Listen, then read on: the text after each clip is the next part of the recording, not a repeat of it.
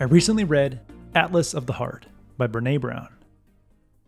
If you want to go fast, go alone. If you want to go far, go together.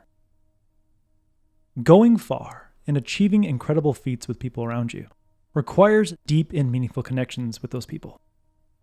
The road to meaningful connections goes through 3 emotional towns you must know how to navigate: Envy Town, Pity Town, and Disappointment Town.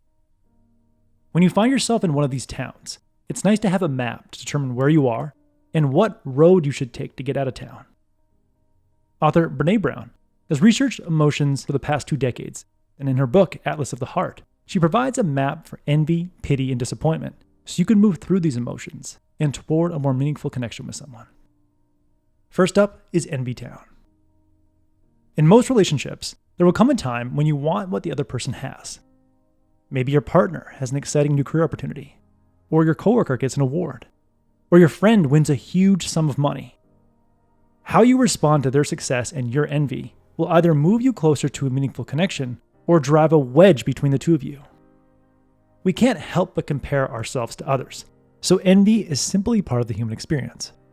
But if you let envy run unchecked, it can turn hostile as you go from thinking, I want that too, to, if I can't have that, I don't want you to have that. The latter way of thinking leads to an emotion called Schadenfreude, which is a German word for taking pleasure in someone else's misfortune. If you've ever enjoyed a story of someone rich and successful going to court or losing their money, then you've experienced Schadenfreude. When you find yourself in Envy Town, avoid the Schadenfreude road and take the Freudenfreude road. Freudenfreude is a German word for taking pleasure in someone else's success, the opposite of Schadenfreude. Psychologists find that people who lack strong connections experience a lack of Freudenfreude in their life. Start experiencing more Freudenfreude in your life by seeing yourself as a member of a soccer team. And when a teammate, i.e. friend, family member, or coworker, has some success, eagerly sprint towards them and celebrate their success as though it was your success. As Abby Wambach, the 2-time Women's World Cup champion, says, you will not always be the goal scorer, and when you're not, you better be rushing toward her. Another person's joy is like a small flame in the palm of their hand. You can help keep that flame alive by showing interest in their joy and asking questions that amplify their joy. Showing interest and asking questions to amplify someone's joy will move you through envy and much closer to a lasting, meaningful relationship. Next up is Pity Town. When someone in your life experiences a loss or setback, and you think, oh, that must suck, or you tell them, I'm so sorry for you, you've entered Pity Town. Pity is the near enemy of compassion. Pity and compassion seem like similar emotions, but they have profoundly different impacts on a relationship. Compassion fosters connection by conveying the message, me too, whereas pity conveys the message, I'm glad that's not me, or that couldn't happen to me, which undermines connection. When you feel sorry for someone but want to keep your distance, you're in Pity Town. Get out of that town by quickly getting on the compassion road. Start by recognizing someone's suffering and thinking, that could be me. Then hit these 3 compassion checkpoints. First, ask what their experience is like. Second, accept their pain and suffering as they say it is, and don't downplay it. And third, clarify what you're hearing to show understanding. Now, as you go down the compassion road, make sure you avoid getting off at 3 tempting exits. Exit number 1, comparing. Never try to one-up someone's pain by comparing it to a painful experience you've had and saying something like, that's nothing compared to. Exit number 2, fixing. By attempting to fix someone's pain, you belittle them. As author Pema Chodron says, compassion is not a relationship between the healer and the wounded. It's a relationship between equals. And exit number 3, inserting. If you try to put yourself in their painful story and walk in their shoes, you risk walking into an emotional vortex and being pulled down by your own emotional struggles, which prevents you from being present with the person in pain. You don't need to entirely relate to someone's pain. You simply need to listen to the story someone is telling about their pain and believe them, even if it doesn't match your experience.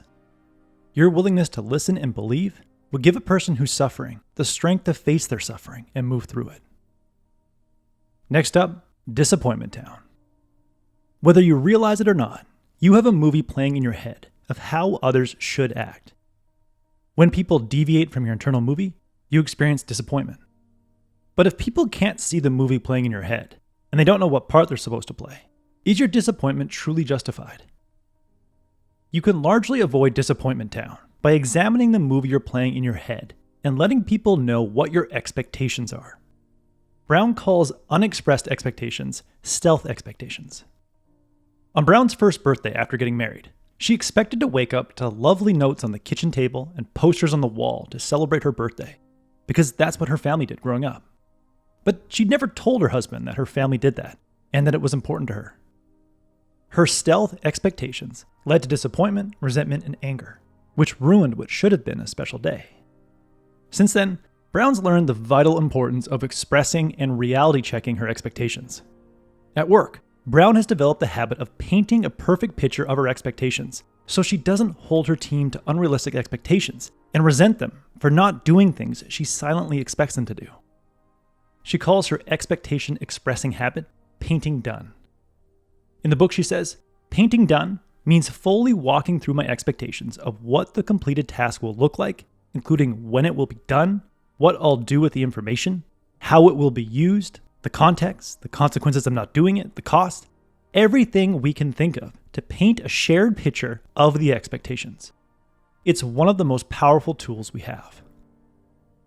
The next time you find yourself in disappointment town, ask yourself, did I have any stealth expectations that weren't properly expressed?